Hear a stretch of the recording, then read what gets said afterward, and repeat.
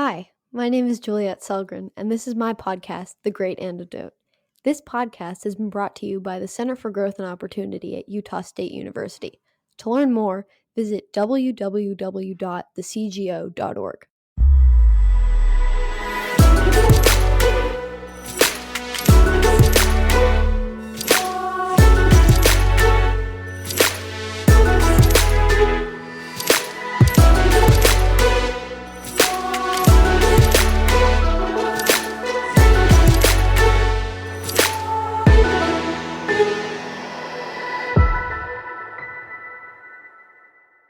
I'm Juliet Selgren, and today I have the pleasure of talking to Thomas W. Hazlett. He is the Hugh Macaulay Endowed Professor of Economics at Clemson University, where he also directs the Information Economy Project. He is also the former chief economist for the FCC, or Federal Communications Commission. Welcome. Howdy.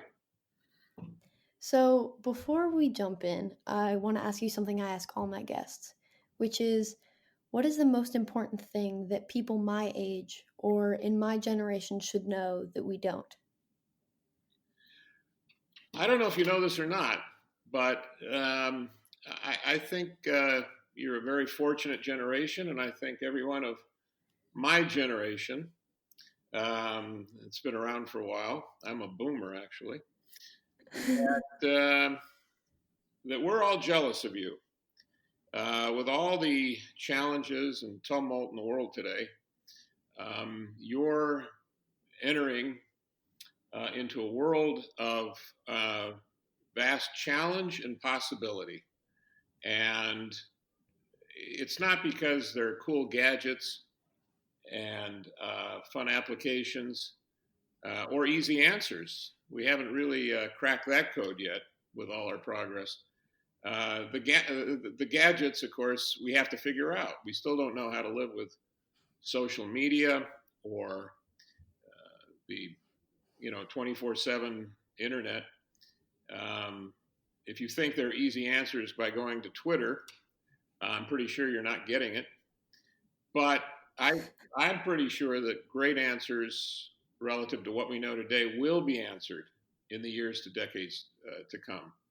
And you're going to be part of that. This is really dynamic change, lots of social advance. I don't know if people listening to you now will be involved with curing a disease or creating a new community or improving our freedom. But I hope so. Yeah, I hope so too. And it's more possible now.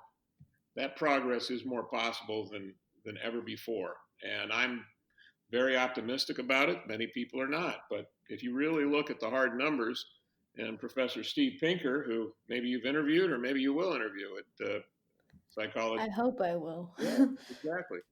He's thinking about these things and points out that, violence is down, civility is up. Hard to imagine as we speak here on this day, but we've got a long way to go. We've got lots of problems to keep us busy for entire lifetimes to come. But that's the interesting journey that your generation is on, and I tip my hat to you, and with a little bit of jealousy, like everybody else, I think, who is honest about this. You've got more ability to do more good and really step up to the plate in ways that are fabulous. So good luck. That makes me really optimistic and hopeful for the future and kind of excited. So You should be. that's good. I like that. Okay, so can you talk to us about the FCC? Like, what does it do, and can you give us some examples? Sure. So the Federal Communications Commission is a regulatory agency in the United States, and there are similar agencies in virtually every other country that has jurisdiction for communications. And by that, we're talking about electronic communications, not print newspapers or magazines, which are increasingly fading out as everything goes electronic. And specifically, the Federal Communications Commission was the product of a 1927 law. In fact, in 1927, over 90 years ago, it was called the Federal Radio Commission. And it had to do with the fact that when you communicate through airwaves, you're using a new resource, new in terms of human existence. Wireless communications had only been around for about 30 years at that point in time, and there had to be some rules about how we accessed these airways, what we call the radio spectrum. Of course, radio broadcasting came in the 1920s in the United States, was an extremely exciting and powerful and almost instantly an influential medium. And we're still using it. We're using it in much different ways than we used to. Broadcasting was one to many. Now we have many to many with new ways of doing what you're doing. Many people will actually hear you on a wireless connection, and you will communicate to some degree. I know you're communicating to some degree on a wireless connection, because that's how my voice is going to you in my, what we call a local area network. It's my house, to use Wi-Fi to a fixed connection, a so-called broadband, and my digital bits are uploaded and then sent anywhere in the world. In fact, I don't know physically where you are, and it doesn't really make much difference. You didn't ask me where I physically am located. We can communicate like this, and you can broadcast to the world. That means you can send to many, many people. You could have 1 million people or 100 million people listening to this. Of course, you have more than that, I'm sure, because of your excellent communications and marketing skills. But the point is that there had to be new rules, and there were new rules, and the government stepped in. And there's been a very exciting and many times problematic set of regulations that have been attached. The first came in radio broadcasting and really limited, severely, unfortunately, limited how many people or companies could own radio station licenses on the premise there just wasn't room for very many.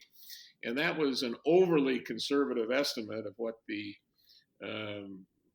possibilities were and how much competition there could be. And so I wrote a book in 2017 called The Political Spectrum, The Tumultuous Liberation of Wireless Technologies from Herbert Hoover to the Smartphone. And Herbert Hoover, in fact, was the Secretary of Commerce in 1927. He became president in 1929. But he was the Commerce Secretary and really the first regulator of radio broadcasting in the United States. And he promoted this law, the Federal Radio Act, and we still have it today. And we've changed and, in fact, opened up markets in very important ways in recent decades. And that accounts for great progress, including the wireless internet and the opportunity to have services like Wi-Fi. We've actually relaxed some of the tight government rules that were initially imposed, where the government had to define the technologies and specify how many firms could compete in the market. We've actually loosened that up quite a bit, and it's led to enormous progress and much better outcomes in terms of technologies, applications, and freedom of speech. So you're enjoying some of this freedom now that we've been able to achieve, but we still have many of the old vestiges of the regulatory system in place that still limit how much we can actually achieve. And so this is what keeps people like myself, who do, as an economist, I write about the better ways we can do things, and the challenges are still here. Right now, of course, we're going to 5G, fifth generation wireless cellular technology, and that's very, very interesting and important for networks and internet development. And we still have the 1927 Radio Act governing the way the government can put those airwaves out in the marketplace to be utilized even for this new and innovative set of 5G technologies. So it's a long run issue, a long run problem, if you will, of how to set the rules that allow people to utilize airspace and not destroy each other's communication, to have good coordination, but to have lots of freedom all at the same time. So, as you said, the government regulated a lot of radio, but they also regulate TV, internet reception, everything. It's evolved since it originally started being regulated. So, in your book, you talk about this, but also you talk about kind of, I don't know, everything about that topic. And so, has government involvement, I know you said that it has like changed. It used to be very highly regulated and now it's less. But has government involvement always been the normal thing in this industry? And does it have to be regulated? And if not, what is the alternative, or to what extent should it be regulated? Well, Juliet, let me first of all object to your questions, which are much too difficult for me. And I can, offer some opinions, but there's always been regulation, and in some ways we've often gone to too much control, where we haven't allowed enough experimentation or competition. On the other hand, there's certainly a need for a set of rules to figure out who owns what, who has the right to propagate airwaves. You can, in fact, encroach upon your neighbors if you blast out, high power emissions. It may do damage to other people who are trying to communicate as well in the wireless space. So, Mhm. so that's the nuance. That's the interesting part of the problem. How do you get it exactly right? How do you reach the optimum? And generally speaking, we have had great experimentation when we've allowed lots of innovation without permission, and not tried to micromanage through commission type regulation. And that's both for the technologies and the applications or networks. So one of the things that's happened just through relaxing the rules is something like the wireless internet, or more specifically, even the iPhone. Okay, just think about it. Why, if I talk to somebody your age and I say something like, "Do you watch television?"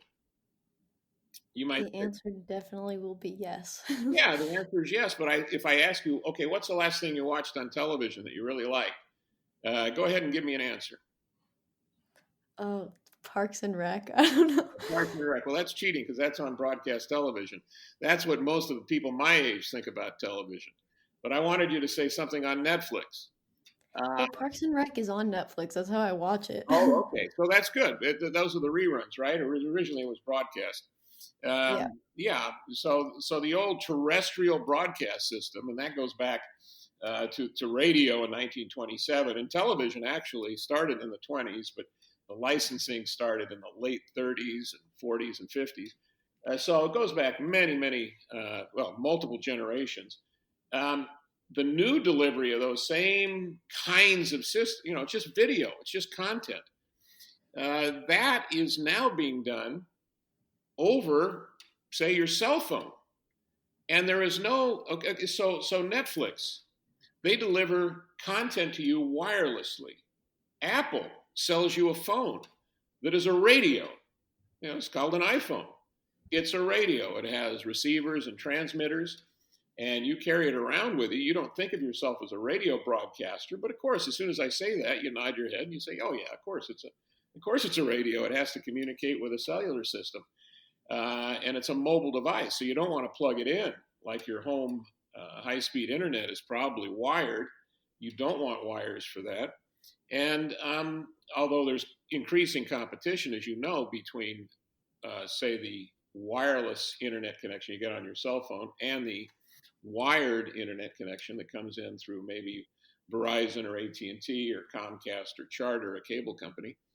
But this liberalization, as I call it, a relaxation of the rules about what you can do with a broadcasting license or a wireless license, that's allowed companies like Apple or Netflix or Google and YouTube and so forth and so on, a long list, to actually communicate with you wirelessly. And none of those companies have permission to do that. They don't have any licenses from the Federal Communications Commission, which, of course, the FCC was set up to actually be in charge of years ago.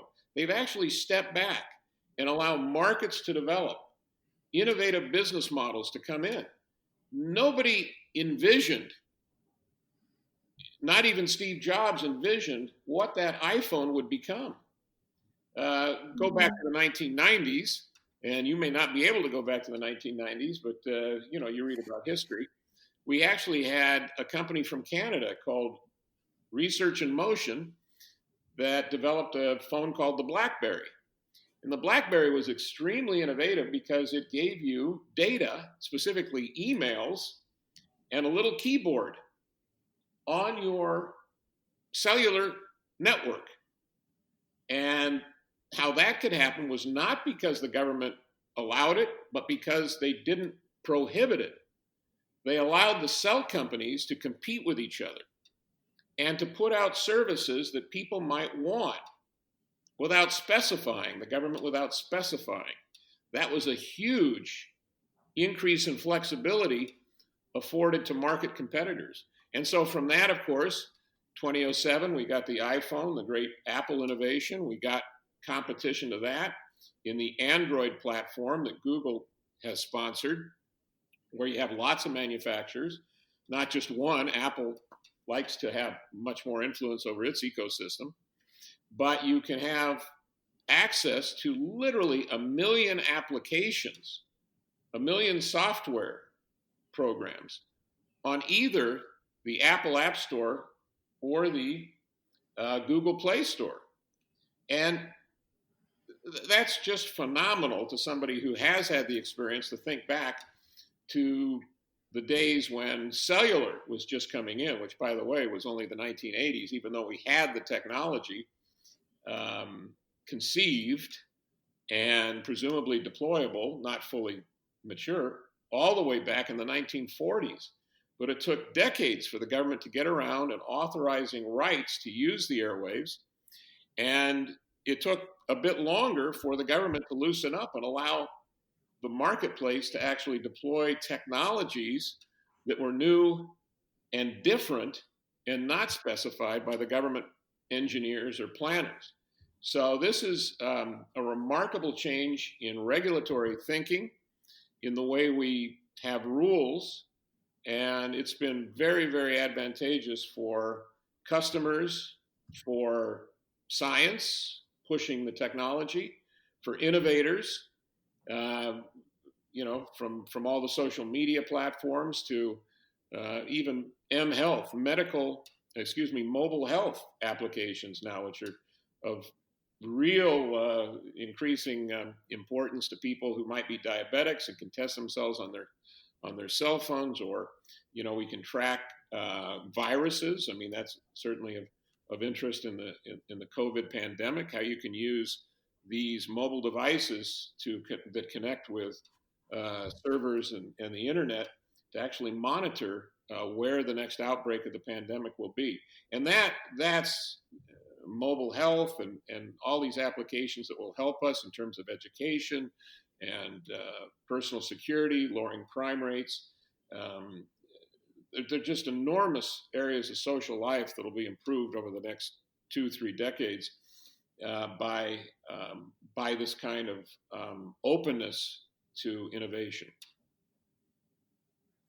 I mean, it's amazing to think how far we've come, and also just how much possibility there is ahead of us. Because you see what we've done and you think, what more can we do? What's going to happen next? I would say it's pretty exciting. Well, I'm glad you think that way. I just give you one little thing. If you go back to 2005, this is before the iPhone, and there was a common meme in the cellular business that the applications that we had were really, really terrible. And there were countries that had different approaches. In fact, Japan had a very good approach to this relative to other countries. And the wireless web actually started about 1999 in Japan with a company called NTT Docomo in a system called iMode. At any rate, they had some applications there. But in the rest of the world, including the United States, a lot of techies made fun of the fact that in the cellular business, the only application that was commonly available was a ringtone. And you used to have to pay for your ringtone. and the cellular company would sell you a ringtone for a couple of dollars. Can you imagine having to pay for a ringtone? Well, this No. 15 years later, maybe that's a long time to you. It's not so long to some of the rest of us. And 15 years later, nobody remembers that because the world has just changed. As I said, over 1 million applications are available for your phone, that computer in your pocket, connected to the world, and you sleep with it 24/7. That device is with you. You are connected to the world. And let me also say this: if you go back 15, 20 years, very few people, as a percentage of world population, could make a phone call. Okay, there's still only about 1 billion fixed line phones in the world. It kind of topped out. And we have about 7 billion people. Well, we now have 6 billion people who have cell phones. All It's over the something world, like, people are connected. I think it's something like 90% of Americans have cell phones, which is crazy. It's amazing how, I don't know, it's so widespread. Yeah, So go ahead. the FCC is called an independent agency.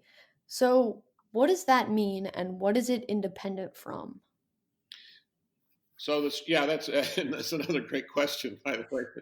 You can't really get a good answer from experts like me or even experts at the Federal Communications Commission. But here's the structure is clear. The agency is not part of the executive branch, and it's not part of Congress.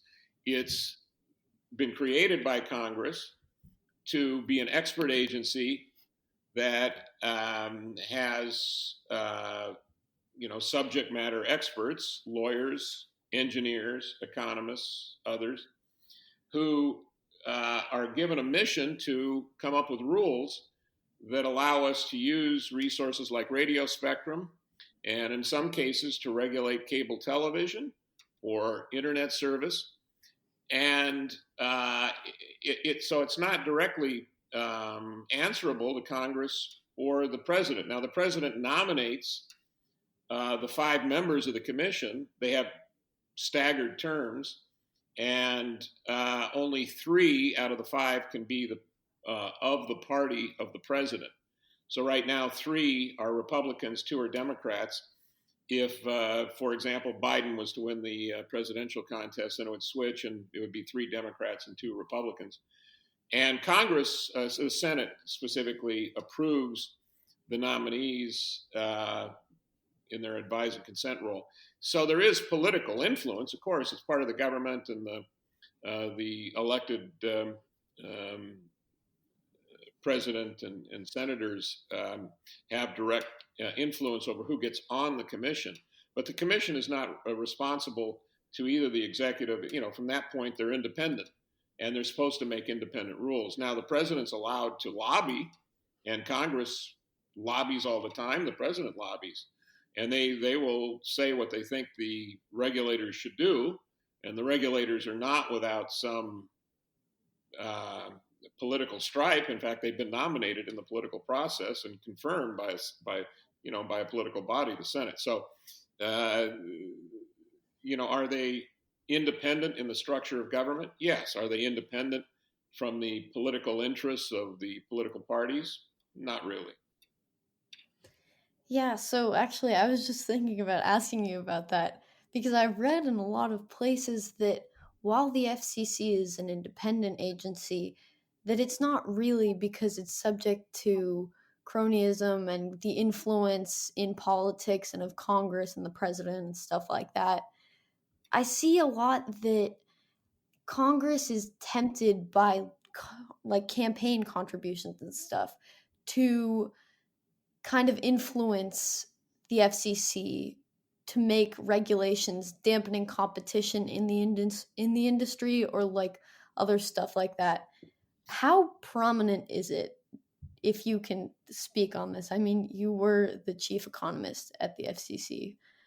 Well, yes. I mean, this is no secret, and in fact, you can go back to the 1930s when you had the Federal Radio Commission, which lasted from 1927 to 1934, and then with the same statute, they renamed it Federal Communications Commission. But there was a 1932 book from the Brookings Institution in Washington, D.C., economic think tank, and they commented even then that there never been an agency that was lobbied more heavily or more commonly than the Federal Communications Commission, because they're issuing these licenses that are very valuable for radio broadcasting. And today it continues with radio, television, and then other rights and other regulations. And they auction off radio spectrum rights for 3G, 4G, now 5G.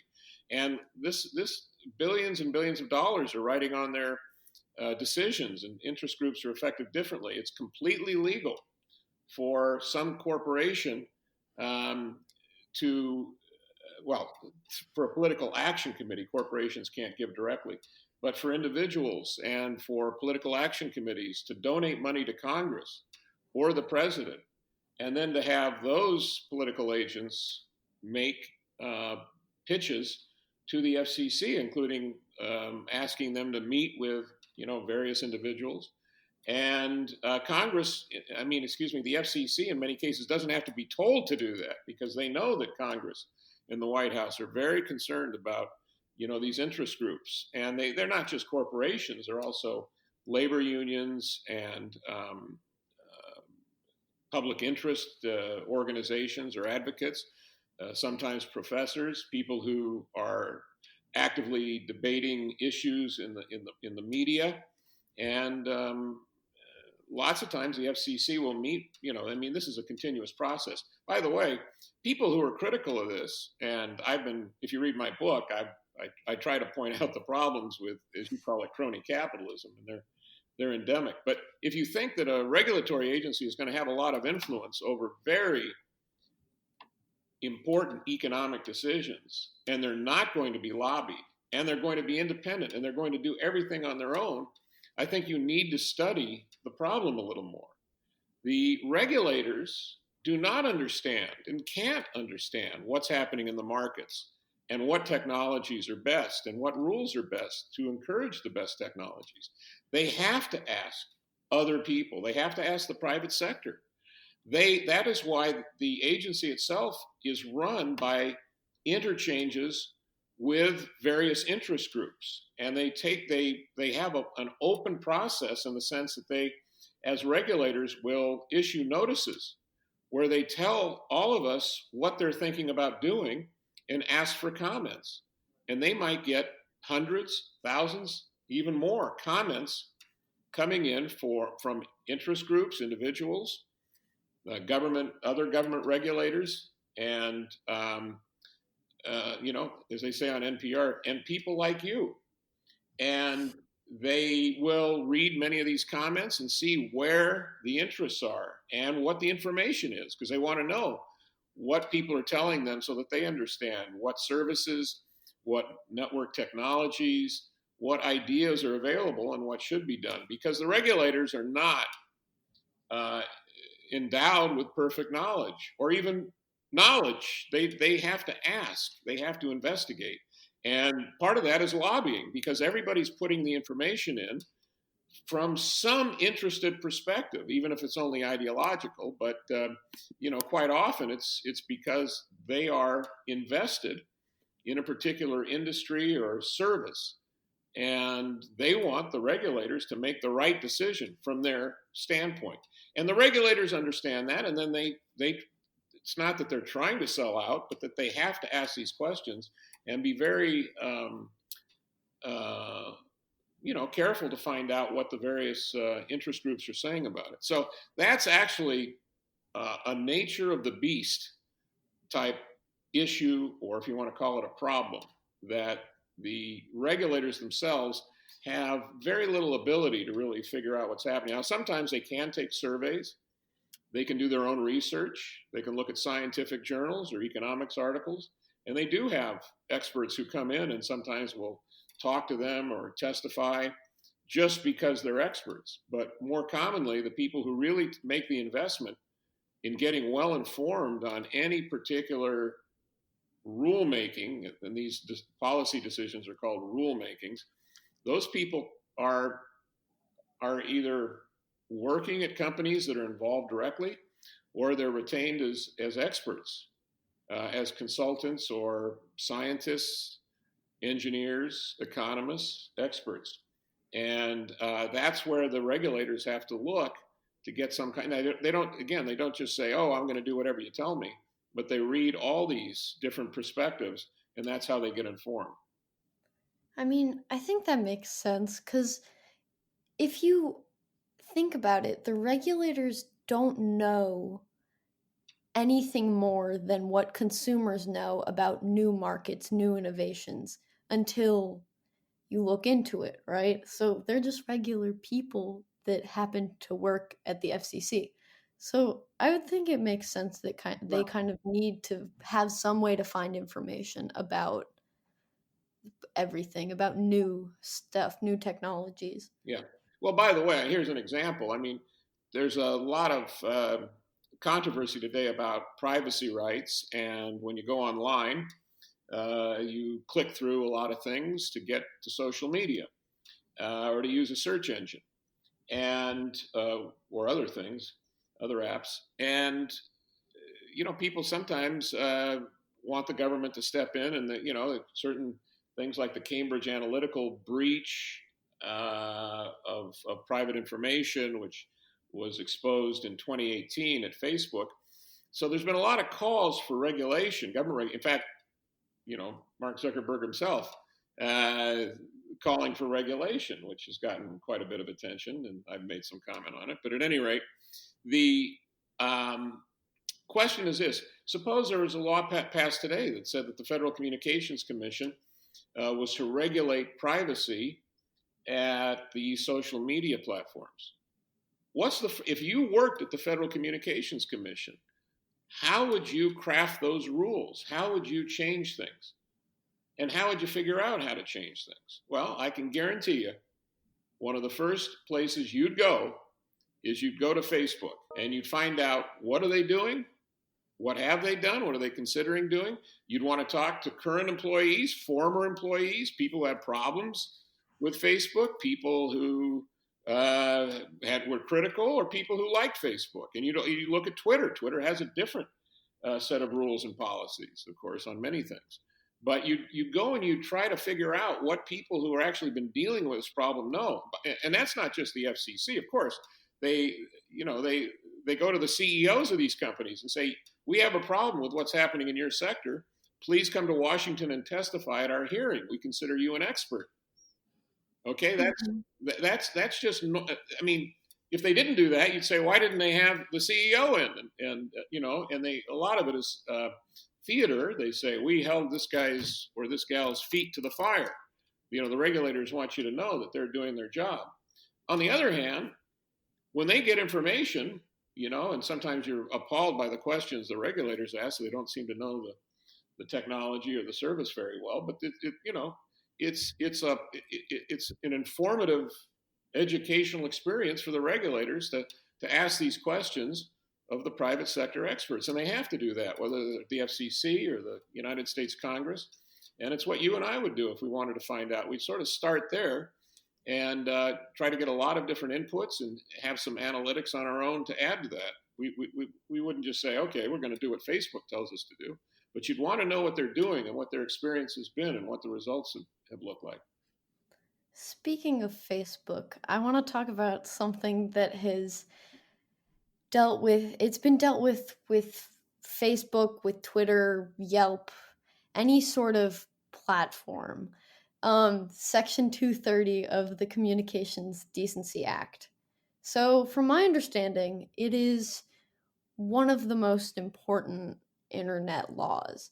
So, it's intended to protect, quote, interactive computer services, end quote, from being sued over what users post. So, if someone comments on Yelp, Yelp can't be sued if that comment is bad or mean or anything like that. And it's been under fire, especially recently and just all the time in the past few years and now, about being, it kind of represents everything that's, quote, wrong with big tech companies.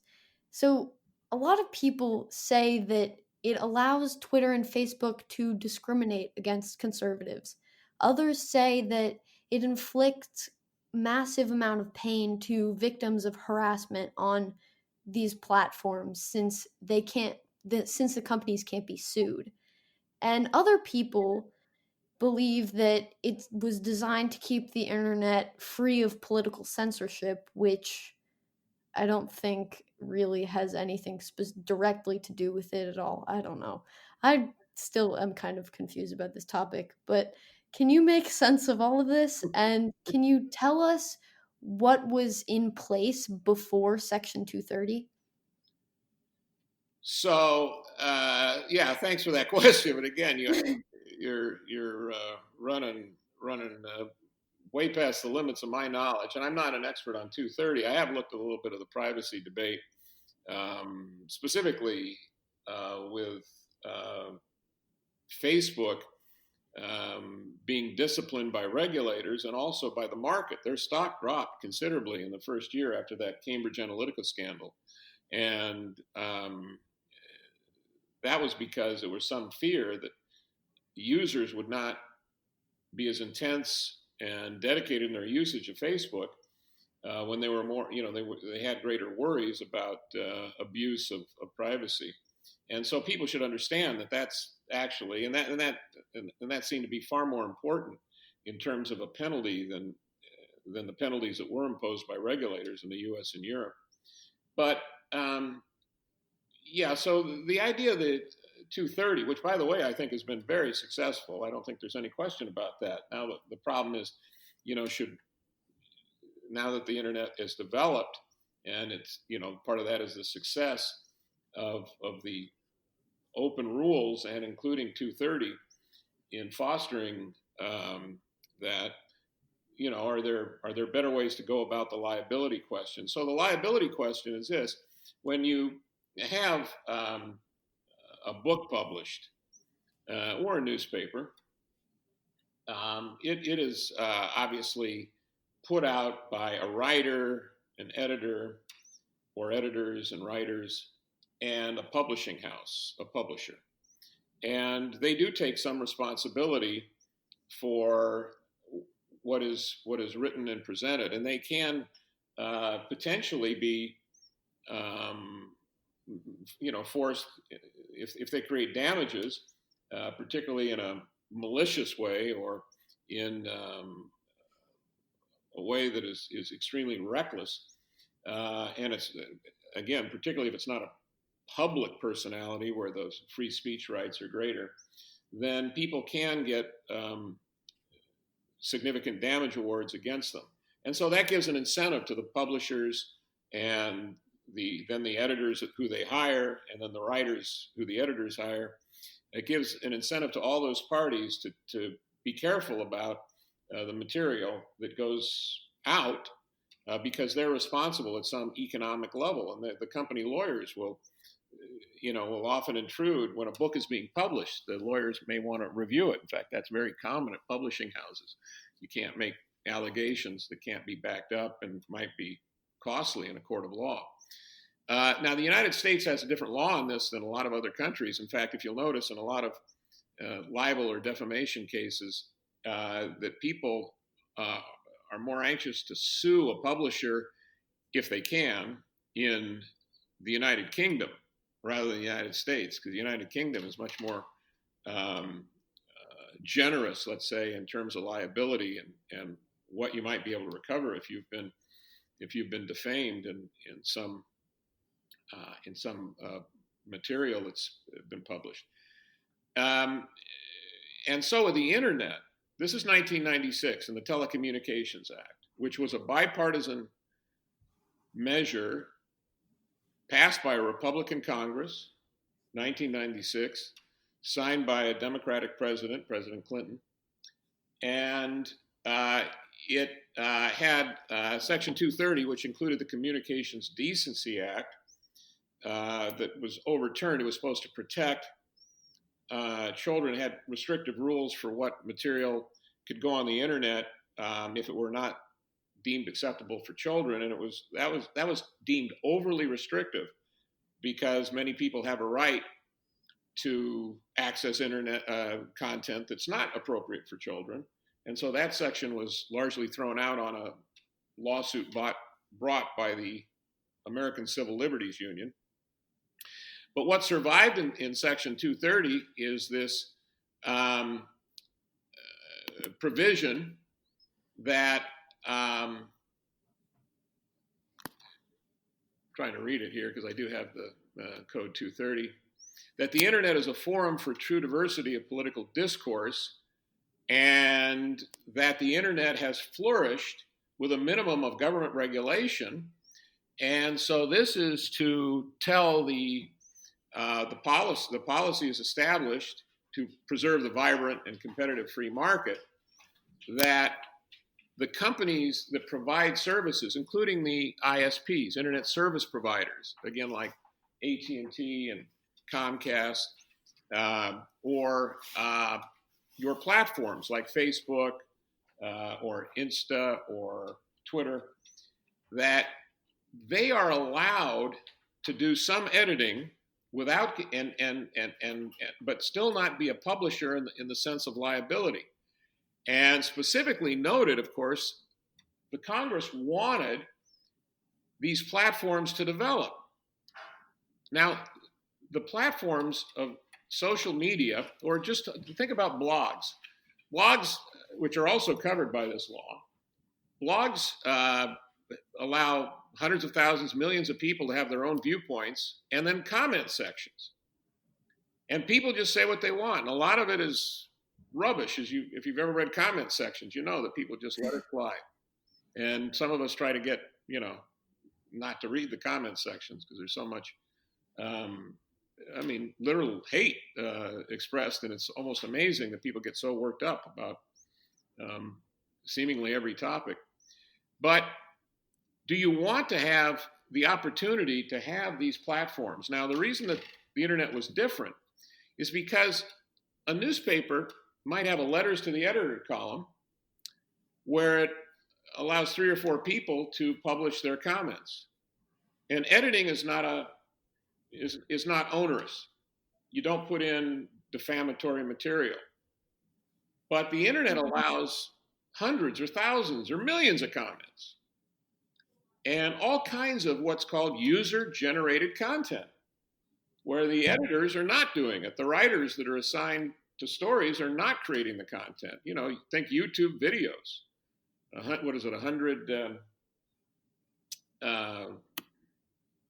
hours, downloaded every minute of YouTube content.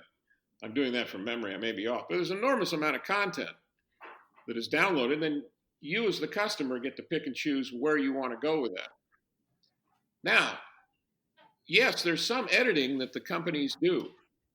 And in fact, a lot of the people who want limits now on liability, they were the ones who a few years ago said there should be no editing. Congress originally wanted some editing. They wanted, for example, filters to be available to parents so that if their kids went on the internet, they didn't have to get all the adult material. They could avoid it. And companies like AOL and web browser companies were putting out applications that could be used by parents that would edit what was available to them. And the question is, should there be a disincentive, a financial disincentive, some liability that was incurred? And Congress said, no, we like that. In fact, we want the platforms to have some influence over what they allow online, and in some cases, allow them to rule out objectionable material, and they could eliminate, have rules against obscenity, or they call it lewd, lascivious, filthy, excessively violent, harassing, or otherwise objectionable material, whether or not such material is constitutionally protected. So that did allow blogs and social media networks to take off. Now, the social media platforms are doing some editing. Twitter obviously is doing some editing, and that's been very controversial. Some people think it's politically biased. I'm not surprised it's biased. If you look at the New York Times or National Review, you look at publications, there's political bias. But that's And that, you can say that's a problem. Well, you can choose amongst a lot of these different platforms. People say today, well, Facebook and Twitter are so large, you can't choose. Well, you can. You still, there's some choice, and in fact, there's some opportunity for new platforms, and some people are forming those, and it takes a while. There's no question. Facebook's only really about 12 years old, and there are other mechanisms for handling this other than having the government step in and saying you're liable for everything and you can be sued, or the government is going to have some oversight. And there's some, I think it's a rather dangerous suggestion to have the government come in and say what is permissible editing. And that's the problem. No one really knows how we can change this rule without really creating disincentives to create platforms in general, or to give the government the same kind of control that they've had and abused with licensing of media. And licensing of media has a very bad history. Prior to the United States wanted, with the free speech clause in the First Amendment, to get away from government permission, prior restraints, licensing. And unfortunately, with the Radio Act, we got back into licensing for electronic media, and it didn't work out very well. The government did censor some ideas it didn't like. It certainly censored unorthodox ideas and limited free speech. It really chilled free speech. And now we've kind of gotten past that. We have unlicensed cable networks, unlicensed blogs. Some countries actually license, if you go to Cuba, they license computer networks. And you have to have permission from the government to do something. And some people are talking like that's a step in the right direction. I think quite the contrary.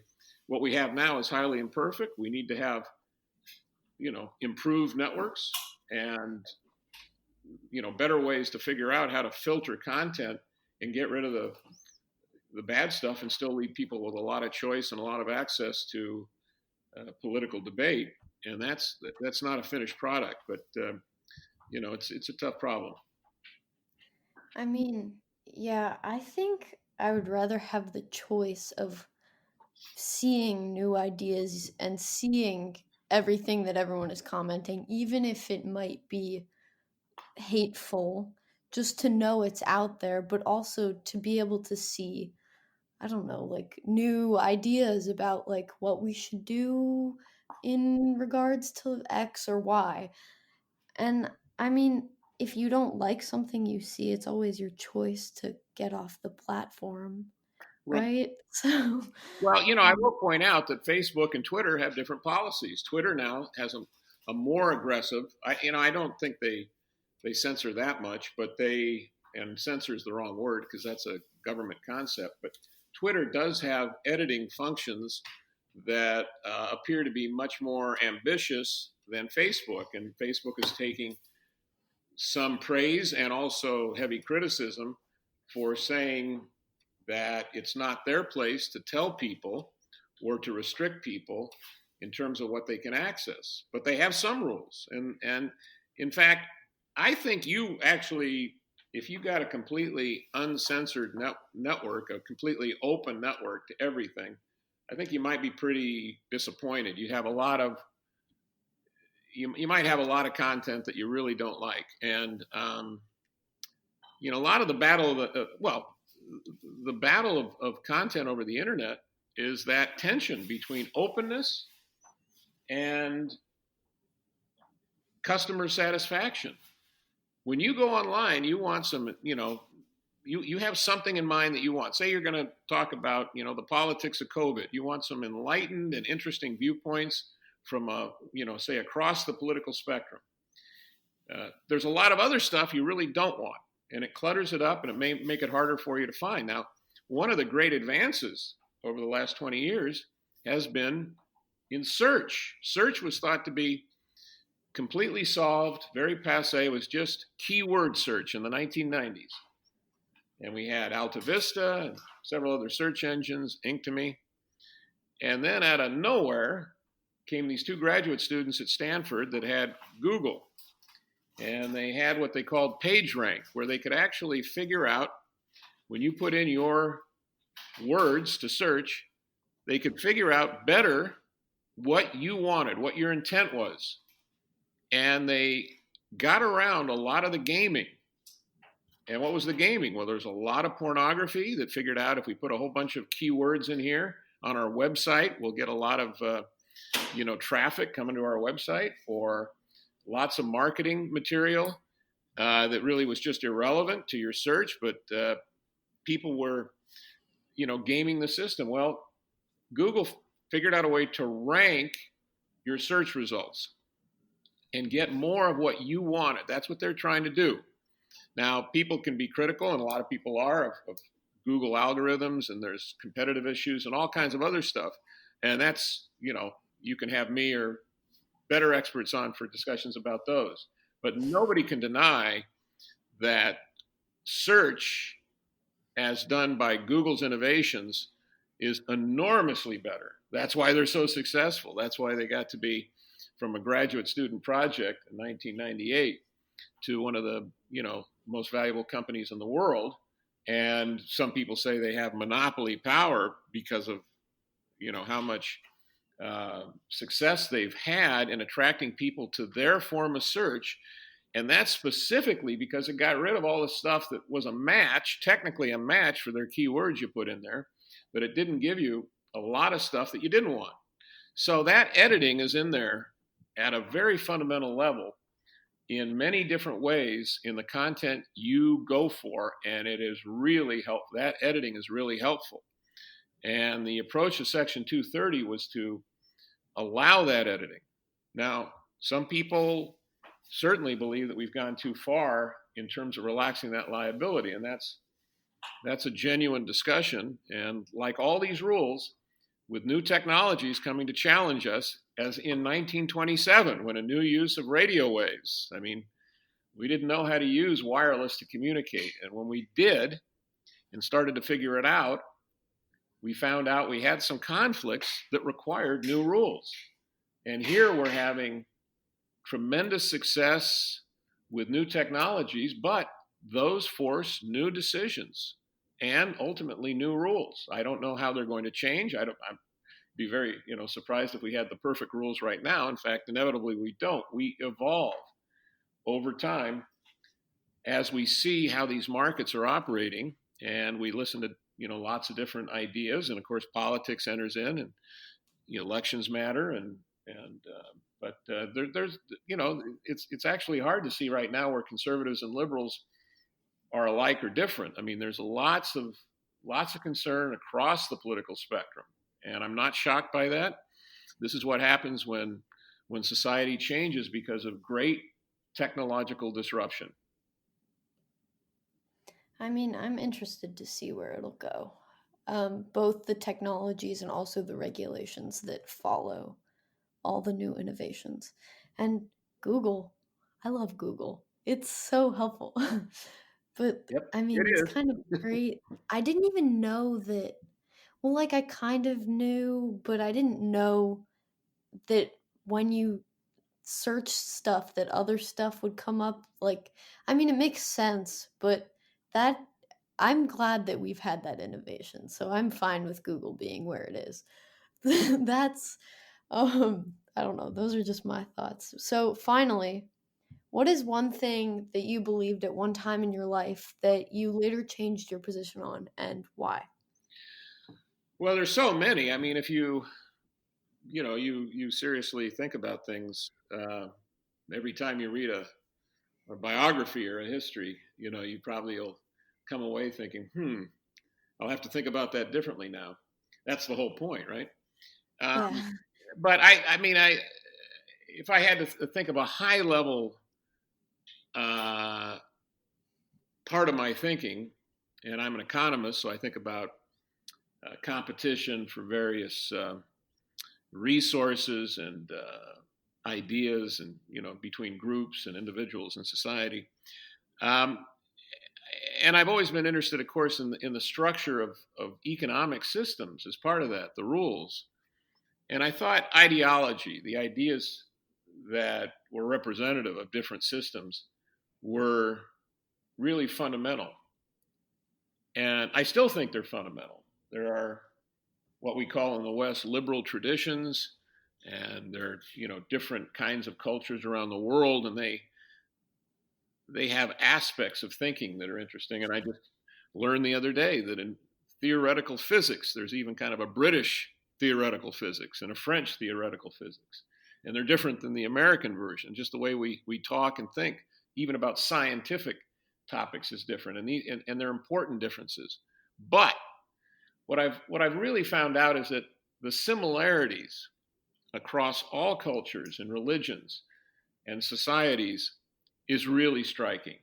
And really what drives,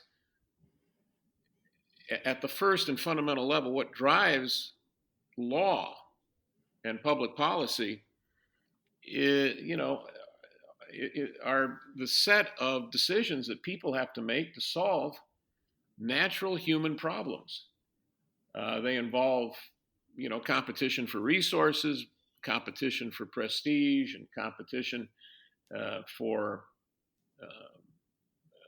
amongst different social groups or individuals for mates. I mean, it's all kinds of things that are very common to society everywhere. And so you see very similar kinds of patterns in law. Look across all the countries with different religions, different languages, different social structures, and you'll still see criminal law being remarkably similar in terms of what is outlawed and what's legal. Private property. People tend to make decisions about their car or their clothes or their house, how you come by those resources. Certainly a lot of the rules about contracts are different, but they're at a very fundamental level. Every society has an interest in supporting the decisions that its people make about how they're going to go about their lives. And it turns out that the structure of the law is just got all these patterns in it across countries and continents and even time periods. And that's respecting the fact that those laws evolve, what I've been talking about, new ideas and economic innovations and of course, wars and pandemics. Those will change some of the rules, but those things affect all societies at one level or another, basically. And so, what I see is that it's not just ideology; it's people of all stripes trying to solve problems that drives our basic thinking about how government is structured. And when I fly around the world, which I'm not doing much in the last few months, but hopefully we will again soon. I don't, if I go to South Korea, I don't have to get a booklet on what the laws are. That never comes up. Okay. You go to Morocco. Now there are some things you might want to know about.